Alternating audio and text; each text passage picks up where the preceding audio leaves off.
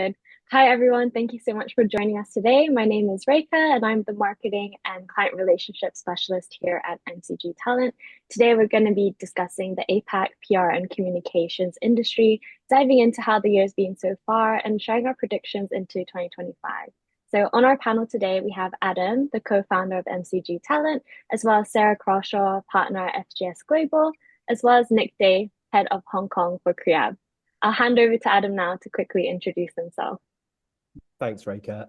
So for any of you out there who are watching this who don't know me, there's probably a few of you. I set up MCG Talent in 2016 in Asia, set it up in Hong Kong initially. Over the last 8 years, we've been driving everything that is creative, marketing, communications, and digital in the region. We've expanded from 2 offices at the time of me being a part of the business, where we had Dubai and we had Hong Kong. We've now grown that to 5.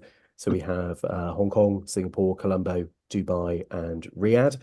The communication space, which is obviously most relevant for today's webinar, probably amounts to about 55% of our revenue over the last 3 years. So it's a significant part of our business and continues to be. That's me. So I fire away and introduce myself. Go for it. Hi, everyone. I'm Sarah Crawshaw. I'm a partner and COO for Asia at FGS Global. We are a strategic communications and public affairs consultancy. I've been operating in this industry for, it's coming up to nearly 20 years now.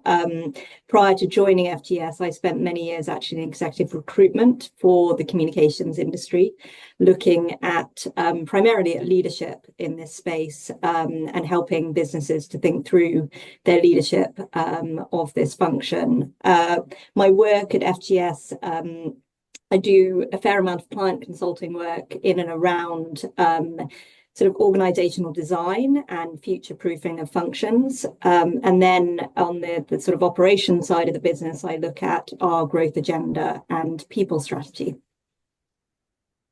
Great. And I'm Nick Day. I'm head of Hong Kong for the strategic communications firm Creab Worldwide. I've been practicing communications for past 16, 17 years across 3 different continents in both the consumer and the corporate sector as well. So very excited to chat with Adam and the team today and Sarah. And yeah, it's me. Great. So to get us started, I'd love to go over some quick housekeeping rules and then we can kind of jump into it. So first of all, a recording of the session will be available after today's webinar. So no worries if you need to hop out at any point. We will be sharing that to everyone who's registered today. Second of all, we'll have a quick 2-minute survey pop up at the end of the webinar. So we'd love to hear kind of your thoughts and feedback. Thirdly, for the Q&A function, we will be using the chat feature. So if you wiggle your mouse at the bottom of the screen, you should see a little chat button. Feel free to type any kind of questions you have throughout. All questions will be anonymous, so feel free to ask away. We'll try to get through what we can throughout. Otherwise, we'll cover everything at the end of the session. So to get everyone used to using the chat function, we have a quick question for you. How has the PR and communications industry felt this year so far compared to last year? And while people are sharing their thoughts, Adam, would you like to cover the agenda for today? Sounds good. Thanks, Reka. This very, very official. Feels like one of the presidential debates with various rules being set out at the front. Thank you for that. So we're going to keep things nice and I think simple today. We're going to cover 4 areas. So we're going to be looking, first of all, it's the market overview. Then we're going to move on to trends and tech, after which we'll be then looking at talent. And at the end, there'll be a Q&A session. I think what we'll probably look at doing, though, is going through questions and stuff as they pop up through each of those various segments, just to kind of keep things moving. So feel free to type away any questions that you guys have out there, and we'll do our best to help answer them. Great. So yes, it seems overall the PR and communication space, it seems to be quite a mixed sentiment. Some people feel like it's been better, some people feel like it's been worse. But what do you guys feel? What changes have you kind of observed this year versus last year? Who would like to Kick off, on Nick. that one first. Sure, Nick, there you go. Over to you, my friend. Over to you. Yeah, I guess there's sort of there's statistics and there's anecdotal, I think, with this question about how things feel, I think is a really relevant point because it really depends on the size of your business. And I think that is why you get so many conflicting opinions on this particular question. I think sort of globally, the public relations market size has grown quite strongly actually in recent years. I think in 2023, it was something like $106 billion. In 2024, it's now $114 billion. That's fantastic. However, in Hong Kong specifically, you can't really talk about Hong Kong in the last year. You kind of have to look at it in the last 5 years. I can't think of another country that's been through as much transition as Hong Kong has. And so it's been a bit of a different story. It was one of the last countries to fully open back up, only resuming travel with mainland China, I think, in February 23. And that's had a knock-on impact for businesses who are concerned about how to place their marketing budgets. There's also been a bit of a turnover, I think, for journalists here during that time. Some of it's organizational with publications such as the Wall Street Journal leaving, and some of it's a personnel shift. I think you see a lot less expats potentially than you did before.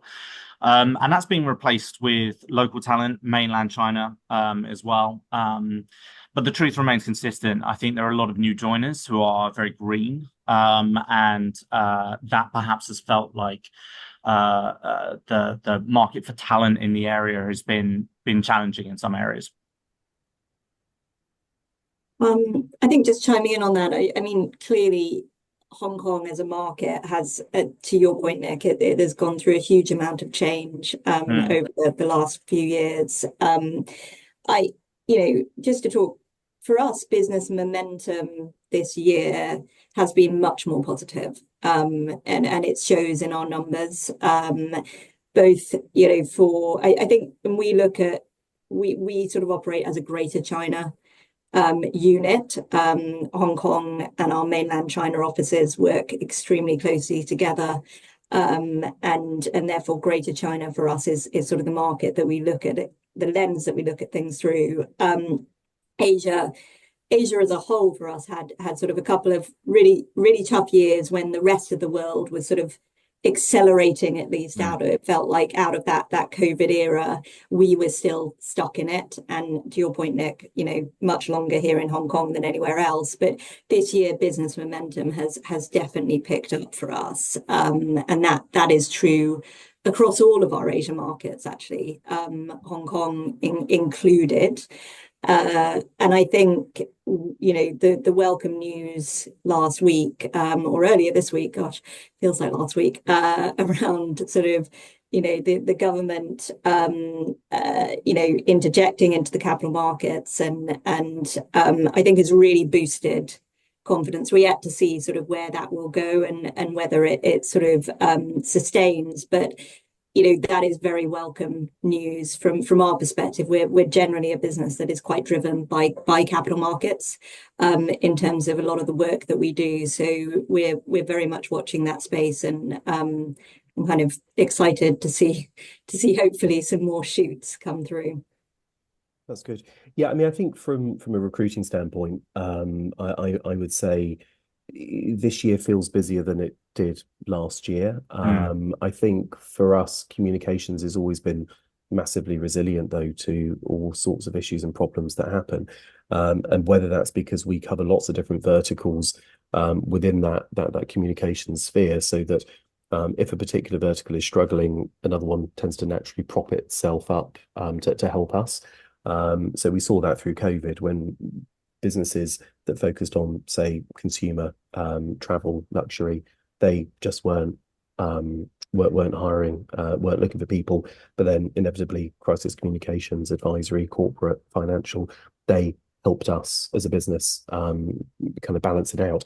And I think, if you're doing well, you're going to want to shout about it. If you're doing bad, you're going to want to shout about you doing well. And I think it's always been a resilient space for us. I think the problem still is around lack of quality talent there in the market. And one thing that we are seeing now through the issues of COVID is where businesses weren't hiring a certain level of talent, that talent pool within that particular space and level has almost become non-existent. And then what is there? The good people there are in huge demand. So inevitably you end up then with counter offers and a desire to try and retain those people as best you possibly can. So the fight for good talent is still out there. If you're looking to hire great people, it's tough. If you're looking to hire okay people, there's plenty of folks out there. I think you touched on a really important point there as well, in terms of the balance shifting in terms of verticals that become of high interest to clients. I mean, there was obviously a very strong consumer market here in Hong Kong, but as COVID hit, it's not necessarily that those budgets went away, but it was far more about internal communications, issue communications, strategic planning for actually when we came out of COVID-19 lockdown measures. So really, in terms of talent that we at least were looking for at the time, were kind of all singing, all dancing. Perhaps that's a little unfair for the people coming into the market to start with those kind of skills, but I think it's definitely in some of that core area. We did see a move away from a kind of desire between sort of 2015 and 2020 of young people who wanted to specialize in certain subjects. We're seeing far more people now where we're looking for a far more broad spectrum of interest across different sectors, but have expertise in core competencies, such as good content writing, such as social media capability. These things are now far more the things that we're looking for, rather than someone who is particularly interested in, let's say, ESG, or particularly interested in working with FMCG.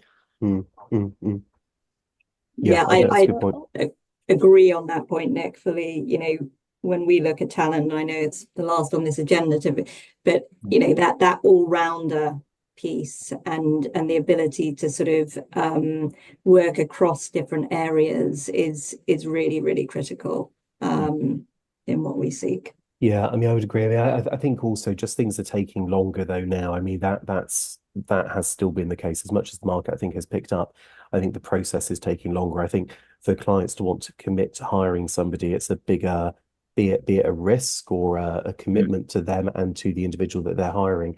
I mean, we completed a project recently with a business. It took the best part of 7 months to complete a country director role, and it was a long process. It was a very thorough process, 7 odd stages and tests and things like that. But it was such an important hire for them to get right. And equally, the individual that they were then hiring was somebody who'd worked at their current business for the best part of 15 years. It was a big commitment for them to also make to step away from it. So whereas in the past, processes used to move so much swifter, and I think people were also willing to take maybe a bit of a risk or a gamble because there was enough other opportunities out there that if things didn't work out, they'd go, well, you know what, I've got 4 other businesses that are interested in hiring me. That's still not the case. So I think for me, it's slow and steady, but you need to be prepared for that time. I would agree fully. When I look at our kind of the way we've approached hiring in this part of the world over the last few years has been very conservative, because we are so focused on budget and a very tight line on that you know, the sort of emphasis, every hire is considered through the lens of risk, always should be, but the emphasis on risk has been so much higher. You know, it's sort of, if we're going to sort of bring somebody in, we need to be really sure that it's needed, it's necessary, and that it's going to be successful. Yeah, I also think there's sort of an element, I mean, completely agree with you, Sarah, there on the looking at things through a risk lens. Again, not to talk about this too much, but I think during COVID, you had a lot of these larger agencies cutting 5-10% of their workforce. So there's everyone is far more risk averse. But I'm still quite bullish about the public relations industry in this area moving forward. I think you've got a lot more attention being given to local clients, issues in Hong Kong and China. You've got the Belt and Road, obviously, Greater Bay Area. And I think that's sort of taken some of the attention, perhaps where Hong Kong was previously seen as a hub for APAC and APAC communications. I think there's going to be a far greater focus on that moving forward. There's already sort of looking at investments of over 100 billion by the government in funding on things like infrastructure, procurement, legislation. You've got sort of that the completion of the 1 hour living circle within that space as well. And I truly think that the more clients look at Hong Kong as part of this region, and not a population of 7 million, but a population of 86 million, then that will help to open up their approach in terms of marketing budgets, and as well as their audiences that they're trying to approach. The problem is we have a series of kind of hurry up and wait. They want to increase their marketing budgets. They want to invest in different technologies to attack this part of the world. But until there are more incentives and investments given by the mainland China government to make it easier to work between the two territories, Hong Kong and Macau, and then with the Greater Bay Area, I think at the moment everyone's kind of waiting for that to really open up. But yeah, I do think the PR industry is going to be seeing a bit of a boost in the next few years. You're already seeing other agencies even including GBA in their name, which has been an exciting development over the last couple of years. So yeah, it's going to be an interesting time. Great. So actually on that note as well, I know Sarah previously on our chats you mentioned, there's a big connection or, kind of bridging between Hong Kong and the Middle East recently. I'd love if we could kind of discuss that a little in terms of, which regions clients are also looking at the moment. Yeah, I mean, just riding on the back of what Nick said, I think the Hong Kong shift to being sort of looking more to China, if you like, and mainland China is a very clear one. And we, as I say, we look at our sort of business very much as a in Greater China business, although we operate as an Asia region. I think what we are also seeing is a considerable pickup in interest from both directions, between the Middle East and Asia, and specifically Middle East and China. So we are doing an increasing amount of work for Middle Eastern clients in this part of the world, who are looking to tap capital, looking to get in, learn from China in some respects, in certain ways, and equally the other way round. I think we see a demand side drive from our China homegrown clients, international businesses, but Chinese sort of developed, that are really interested in how do they access the Middle East, how do they understanding that market, getting into it, etc. So we're seeing a real flow between those geographies, and I think that will remain and continue to build, actually. Do you see any, with the sort of ongoing conflicts that we're obviously witnessing at the moment, it's getting a little bit worse, it seems, at the moment. Do you see any of that impacting on growth in the region for the business or for the industry in general? Or do you think it's going to kind of work alongside that to continue to be busy? I mean, inevitably, it's, these things, there's going to be challenges created by all of that. Sitting from the position that we sit in, a lot of the advice we do is high stakes, critical issues advisory, and inevitably these sorts of challenges. And, I'll use the example of, obviously Russia, Ukraine, we were advised, we had a lot of clients who were caught in those crosshairs and needed advice and guidance around how do they manage that from a communications perspective, both from a business operating perspective there, but then also the communications around what have they chosen to do as a business and they're operating. There's always opportunity, to your point, Adam, earlier about communications as a sort of fairly robust industry, if you like, that actually weathers the sort of turbulence in markets quite well.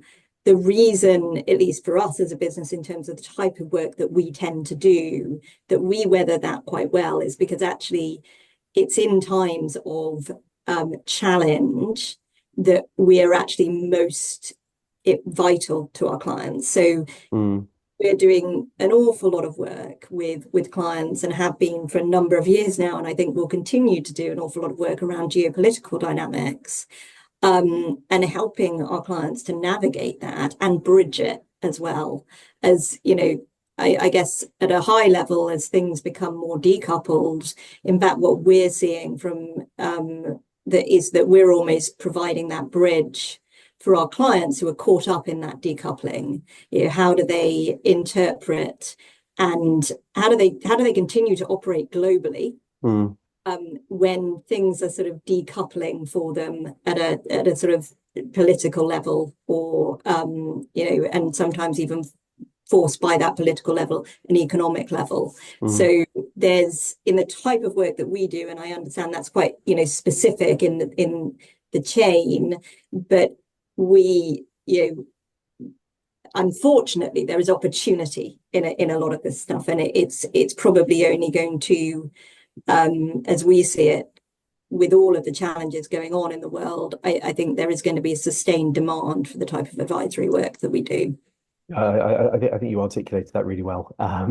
Yeah, I mean, for us as well, we've seen a steady increase, actually, say in the Middle East, in terms of our own revenue that's generated through the communication space. So the businesses that we work at with that advisory element to it, I think we're now running at about 70% revenue coming from communications and advisory businesses in 2024. It's a huge amount. I think it's the most it's probably ever been, considering we have four key areas of growth. And I think that is, a lot of that is driven by actually a lot of what's going on in the world right now. So yes, I think with sort of adversity comes opportunity for businesses. Thank you. I suppose it's also to that point. I suppose it's also about pivoting to identify those opportunities as they're happening, and collaborate with your clients in a way that does make you feel like a partner and not like you're trying to sell something. We look at things, I suppose, from two different lenses, because we're in 24 markets around the world, and primarily I'd say we're HQ'd out of Sweden, Stockholm, and we sort of look at things through two lenses of avoidable geopolitical issues and unavoidable geopolitical issues. That being warfare, of course, being unavoidable, and then things like tariffs being potentially avoidable. So you look at things like warfare, and the impact that might be having on where some of these businesses are located. So there was a great example of, I used to run the communications for Nissan Automotive, and they had factories and plants actually set up within Russia. And so part of the issue was the communications around that. How quickly should they pull out of that market? What are they going to do with the staff there? You know, how are they going to be moving the entire supply chain out? Because it's very hard to just suddenly rip out of a particular market. There are also knock-on effects with unavoidable geopolitical issues around energy, for example. So, you know, if the price of oil is going up, that's going to have a massive impact on the way that companies are communicating around their ESG initiatives. It becomes a lot harder and far more expensive for some of the financial institutions to be investing in some of these green finance initiatives that are currently happening, because their portfolio and their stocks aren't going to be as performing as well. And so there are the communications around that also have to be sort of taken into account. On the flip side, obviously, you've got avoidable situations like the tariffs. So you've got, for example, I think the US are currently looking at, or in some cases have implemented, 100% increase on EVs coming out of China at the moment. So the communications around that is really important, especially as a lot of some of the larger manufacturers, I think you've got NIO, XPeng, who are currently looking at building factories within Europe. But the rules and regulations around that are fairly complex. And then again, the communications around, China potentially flooding a market with EVs, or are they actually all they're doing is meeting the demand for consumers who want cheaper vehicles at that price point, and therefore you've got the larger picture of decarbonizing the world and electrifying the markets that we work in. So it's very complex, but that is where a lot of our focus as well, to Sarah's point, I think in the advisory space is quite a large part of our business as well.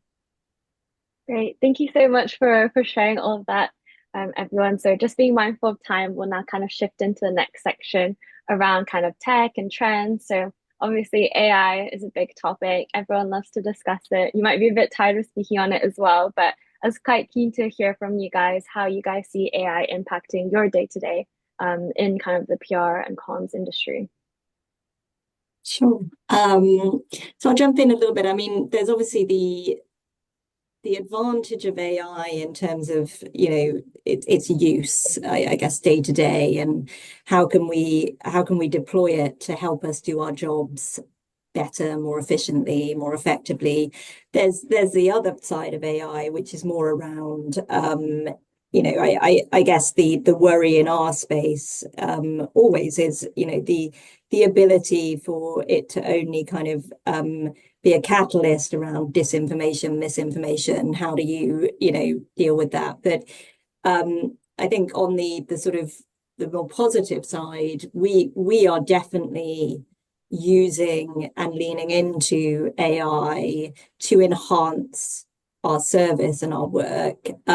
We have developed a number of proprietary tools in our firm that are helping us to sort of deliver work more efficiently, more effectively, and if anything, what we've wanted to be able to do is allow our people and our teams to get out of the weeds of doing those sort of tasks that are somewhat repetitive, mundane, not very sort of, in the grand scheme of things, value add and meaningful for them, to give them more time to do the analysis, to do the deep thinking, to do the piece that actually allows them to be a better advisor to our clients. So the tools that we've developed, and we've had sprint teams that we actually originally set up a hackathon to actually identify within the firm people who would be really well equipped to build these tools for us ourselves. So we didn't necessarily just bring in people from the outside to do it.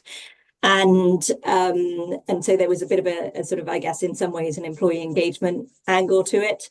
And we built in sort of a 6-week sprint our first sort of proprietary tool. We've now got a number of them around the world. This was sort of 18 months ago we started that project, that our teams are using day to day to do the kind of first run of certain tasks. And for us, it was very important to do it proprietary, because obviously a lot of the information that we handle is confidential, and we cannot just put that into a ChatGPT, into a model that's available online. So we've needed to keep it all in a very closed and locked environment. But those tools, they're getting better by the day every time people are using them, and certainly I hear from our teams, although they're not perfect, and some of the sort of downfall currently is around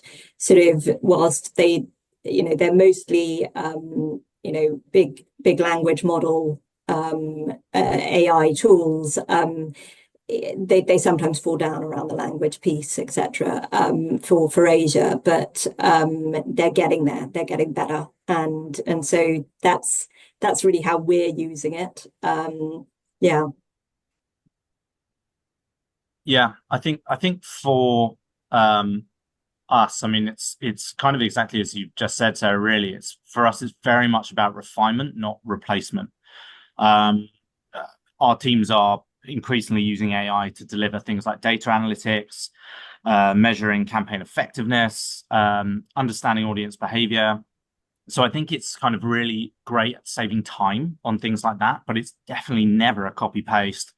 It's just not there yet. And I think, something that we always look at in terms of when we're talking to our clients is we very much want to be connected further up the funnel in terms of our interactions with them, and be helping with things around business impact, not just measurement impact on things like messaging, but also in terms of sales and customer sentiment around intention to buy. So I think you're going to be looking at more AI programs that are geared towards helping PR pros who have always had a challenge in communicating their value to their clients in a monetary form. You're going to start seeing more programs that do that. I think it's Omnicom Group, I think, have launched Omni Earned Idea Analytics platform. It sort of provides information on how earned media affects sales and brand health. And I think that kind of technology is really going to start taking off in terms of the public relations industry. But in terms of sort of, because I get this a lot as well, just anecdotally, people saying, are you worried about your job? Because there's so much focus on content development from AI platforms. That's our bread and butter, right? And that's how we work. But I'm really not worried about it. It's not there yet. I have seen and used AI to develop content, and it's just, I don't think you're going to ever have a program that can fully replace what it is that the human brain can deliver in terms of creativity, in terms of message focus.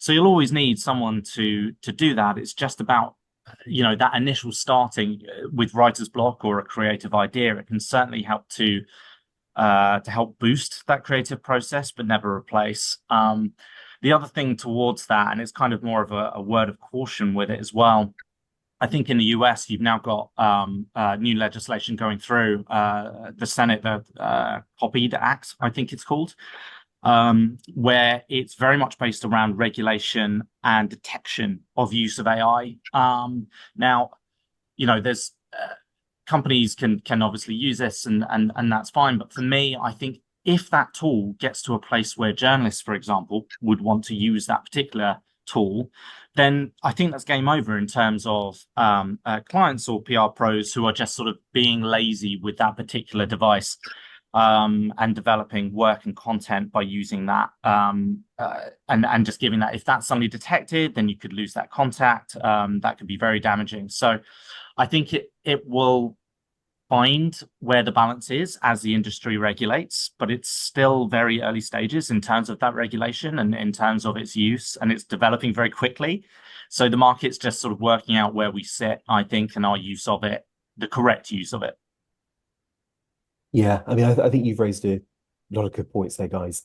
Nick, one thing you sort of touched on, which I would resonate well with, is I just don't feel the technology is there yet to replace us and what we do.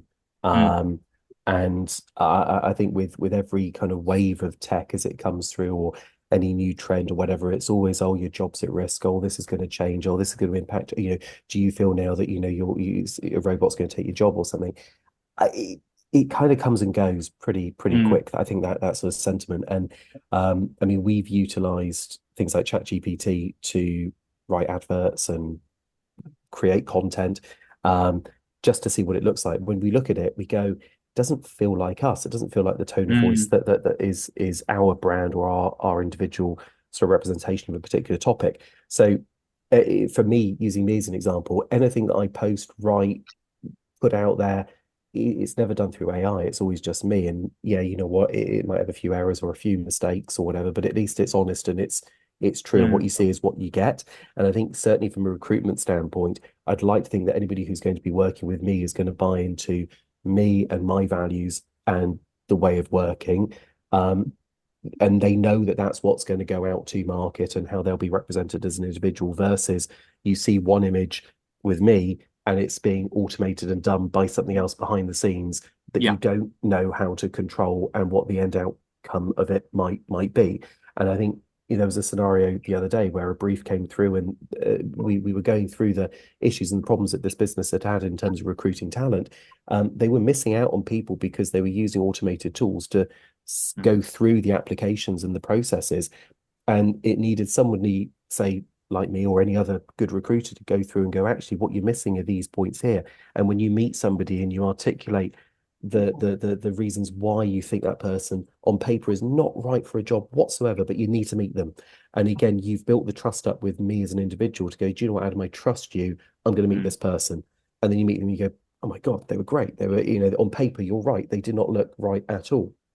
So I think it's going to be quite difficult, I think, for AI to replace us. Are we going to utilize it, and will we continue to, will it play a big part in what we do? It will do, and it will increasingly become, I think, parts of what we do. I know Justin, my business partners, use things like ChatGPT to even put together a business plan for the company by plugging in information and stats and figures. And I couldn't believe how it was writing a business plan that actually was really good.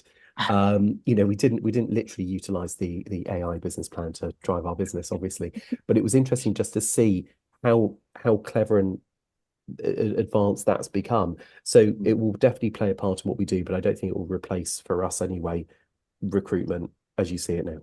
Yeah, and don't forget, people said the same thing about programmatic PR, which is basically the automation of advertising. And people were really worried about, oh God, is this going to replace jobs? Not really. It just created a new sector within our business. So I can totally see a similar thing occurring over the next few years in terms of having more AI specialists be part of the business. And as I said, there's a big focus on the chat function of AI right now, but I think really we've yet to explore the other applications of it, which are super exciting. And I think as we develop, will become so much more of what we communicate for our clients. I think Sarah touched on as well. Like if we can use technology to remove that fairly low or mundane level of work that a lot of people, let's face it, either don't enjoy or is prone to having mistakes and errors. And if that could take that part away, which is probably a significant amount of time, energy, and effort and cost for clients and businesses, then that would be great. But I think the advisory, strategic, that little Columbo, hang on a minute, there's something there that I'm thinking about that's not quite right, and you have to use your gut. That I think is going to be really difficult to replace. It will happen in time, I'm sure. I think, in fact, I know it will, but yeah. Just on that, both on the recruitment side and in our space in PR communications, it's a people business. Fundamentally, it's about relationship to relationship. A lot of what we do, not all of what we do, but a lot of what we do is, and it's about authenticity. And I think until AI can replace those things, in fact, I see it only as an enabler to enhancing what we do. Yeah, for sure. Being mindful of time, we'll now kind of switch into the final section for today, which is, of course, talent. So we had a comment come through earlier, which mentioned that, talent seems to remain kind of a challenge. The market feels quite hot right now, and maybe it's a bit more challenging to find kind of strong talent at the moment.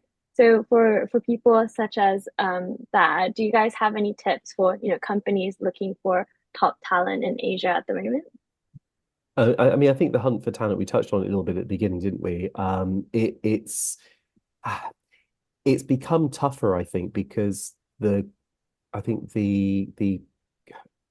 volume of folks that are out there is now less. I think certainly for businesses that are, say, a little bit more traditional in what it is that they go to want to recruit for, those individuals that they're probably looking at targeting have now a broader array of opportunities to look at. So not only if we're looking at, say, an agency offering, you've got on top of that, you have obviously client side, but then you have the startups, you have the technology firms, you have businesses or individuals, if they're really good, that just want to go and set up and do their own thing. They think, why am I going to go and work for somebody else? I might as well do my own thing.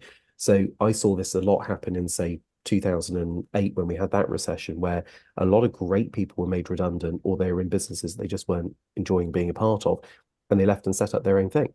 And I'm seeing that more and more now in Asia, with individuals of a certain either age or level of expertise that are also going and doing their own thing. So there's almost a bit of a boom I'm seeing for people who are the smaller independents that can capitalize upon markets as they are now. They can be more nimble in the way that they work. So I think the hunt for talent has become tough. I think again, due to COVID, there is a lack at the junior end of folks coming through because junior roles just were not being hired. It seemed at that time, and those people that were onboarded through COVID, and if they were onboarded in a remote fashion, and they didn't have the training, they didn't have the support, they didn't have the camaraderie that you get in an office because you didn't work in an office for 2 years. Again, they lack some of the social skills, they lack some of the presentation skills, they lack the training element that they would normally have had if they'd started 5-6 years ago. So again, we get feedback where clients say to us they're just not that great. But I say to somebody, the issue is that now represents what 3-4 years ago would have been a good candidate. So clients, I think, have to lower their expectations a bit in terms of what's out there to a degree.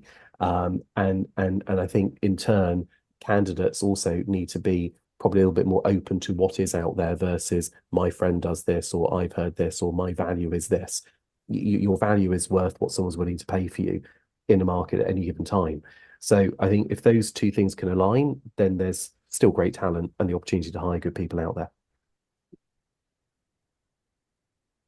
Yeah, I think from what we've seen from our clients, and again in terms of our audience base, one thing that our clients need and therefore we look for is far more trilingual speakers who are able to speak Cantonese, English, and Mandarin.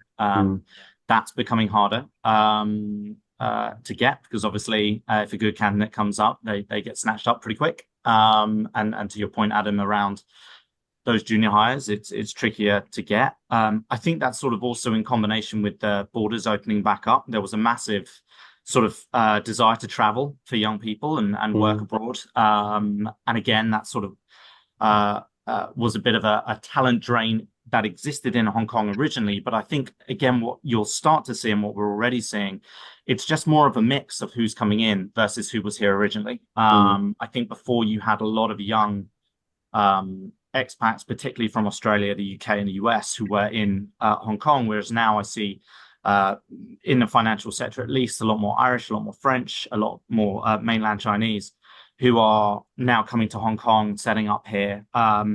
So it's just about sort of identifying really what your business needs are and really trying to be open-minded, but equally you're sort of also working to meet their expectations. You mentioned earlier sort of working from home.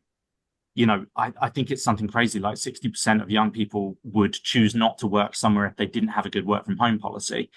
So having a good EVP, I think as a business is really important as well.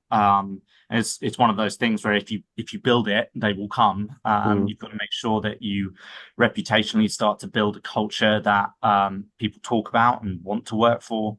Having a good work-life balance is really important. I think especially if you're targeting towards Gen Z as well, you need to make sure that you're set up in a way that appeals to their needs. And yeah, that does make life easier. So it just depends on what level you're going for, really. Absolutely. Yeah. I would echo everything you've said there, Nick. I think on top of that, interestingly, when I take a step back and look, you know, having operated and looked at talent in this industry for nearly 20 years now, one of the things that does strike me, and it's much more of a longer lens view than, you know, necessarily looking last 5 years, is that I do think that the talent that we're able to attract into this industry, and that's sort of actively going out and sort of looking for it and advertising for it, for me is of a better baseline quality than what existed long ago. And I have to say, you know, I'm very struck by the number of Ivy League graduates that we're able to pull in through advertising about, you know, our internships or our graduate program, etc., which many of whom are studying, for going finance or accounting or areas where previously they would have gone into investment banking and we would have had no hope of competing to get that talent. We now can, and we now do.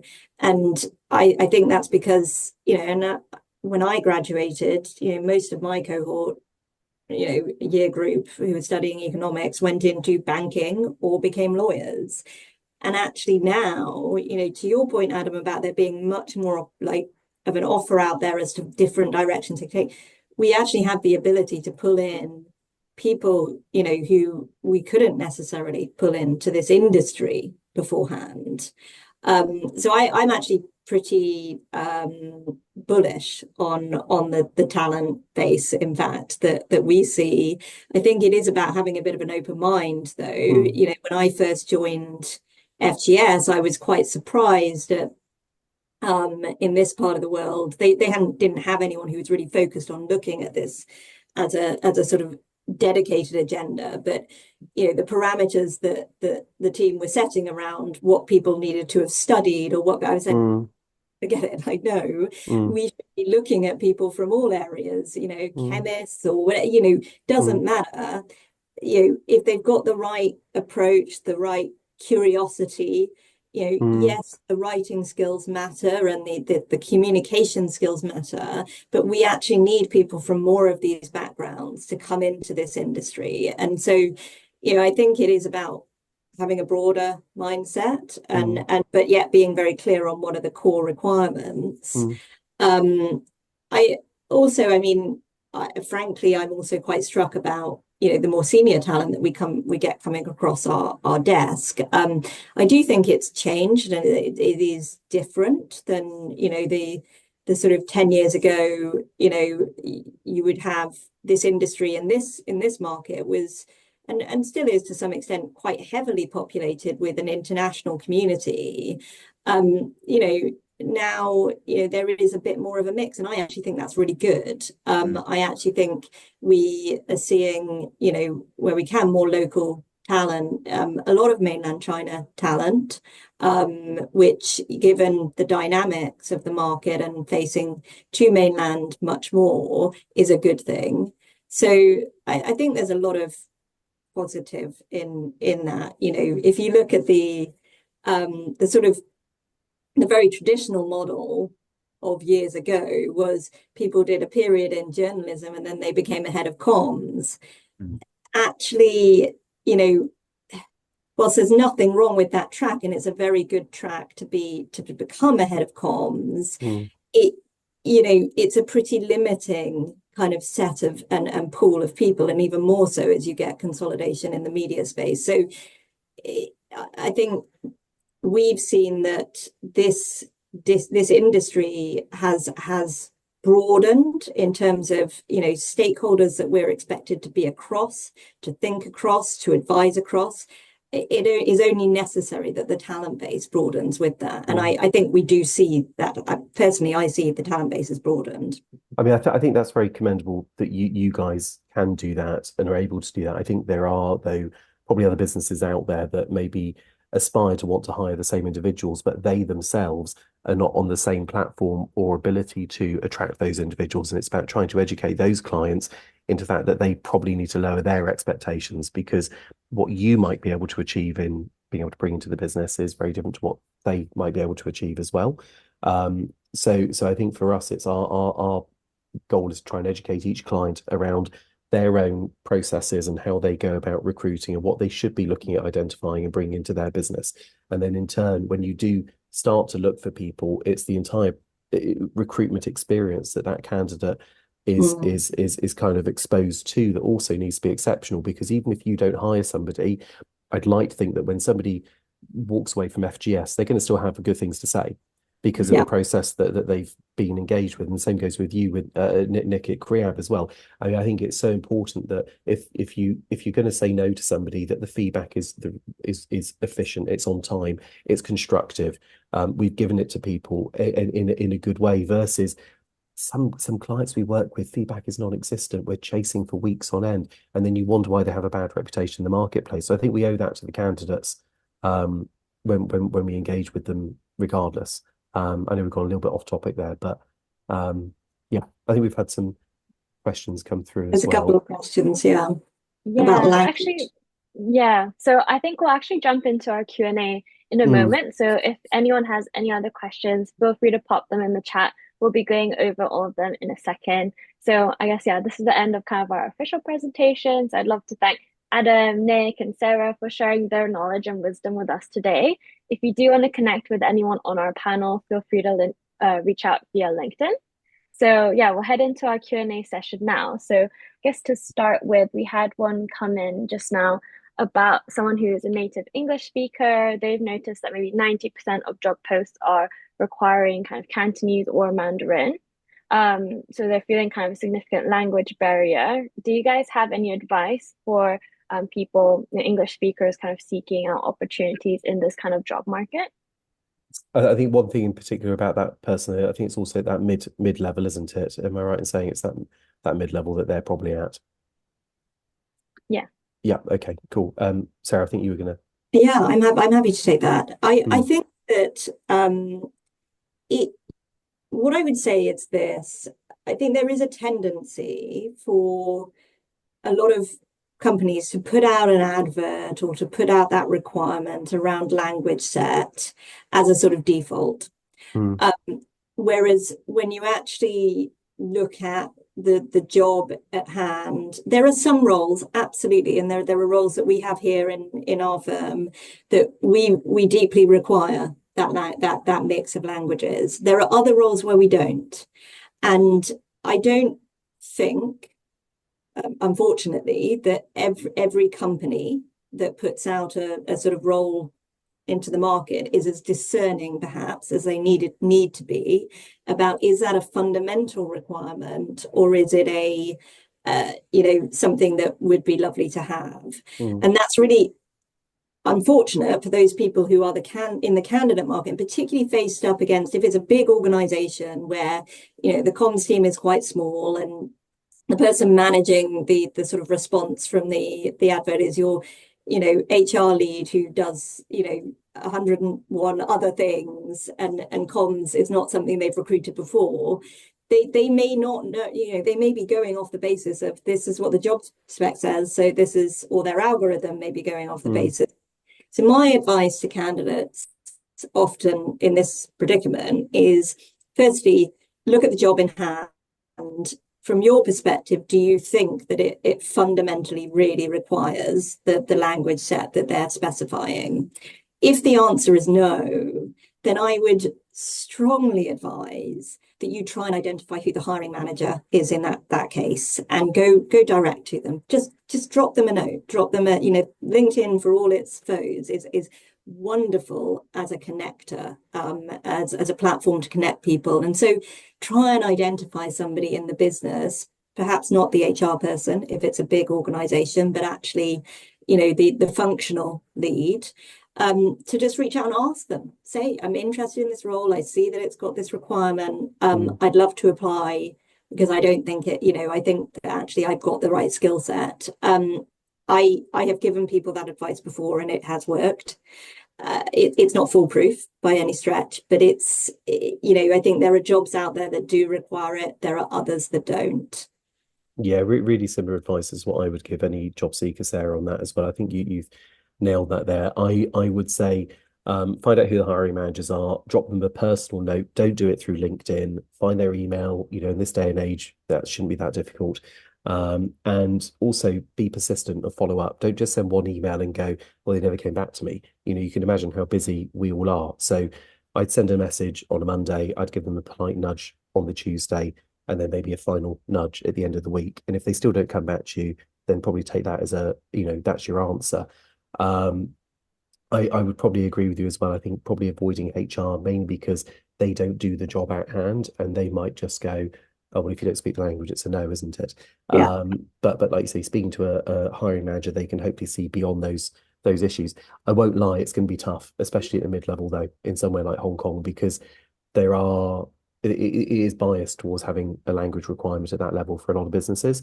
I think the other thing to look at is if you're approaching companies probably look for those businesses that are naturally more international and have offices overseas. If you're looking at a company that's a Hong Kong focused Hong Kong business or a mainland China business, the likelihood of them then hiring a mid-level person without Cantonese or Mandarin is going to be pretty slim, in all honesty. So I'd say target the more international businesses, go for the line managers, drop them personal messages, and it's also volume as well. So keep quality absolutely, but absolutely on volume as well. You've got to go and spray a little bit out there to see what you come back with. If you message 4 or 5 people and go, I didn't have a response, that's not enough. Great. So we've had another question here. I know, Nick, earlier you talked about kind of EVPs and strengthening your EVP to attract talent. So which areas of the EVP do you think are kind of the most important to focus on initially? It's initially as part of the hiring process, I do think having a flexible or a hybrid working style is really important. I think in terms of having a good company culture, that does not mean pizza parties. That can mean things like regular touch points with the people that you work with, making sure that there's fair remuneration for the people working for you. It can also be about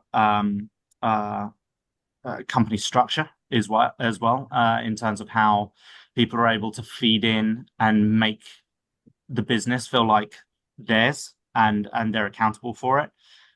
So it's not just sort of a top-down chain of command. It's very much sort of more of a horizontal management structure, which easier to do with a smaller business for sure. And you know, that it just depends on the kind of business.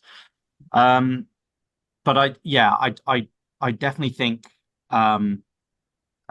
from an initial kind of perspective, one of the ways you can help to promote that is through social media and really sharing what you do, and create advocates within your business to be able to do that. Because of course, if I'm head of Hong Kong, I would be saying that, but really it's when your staff start doing it for you. That's when you know that something's working, something's clicking. They are your best advert.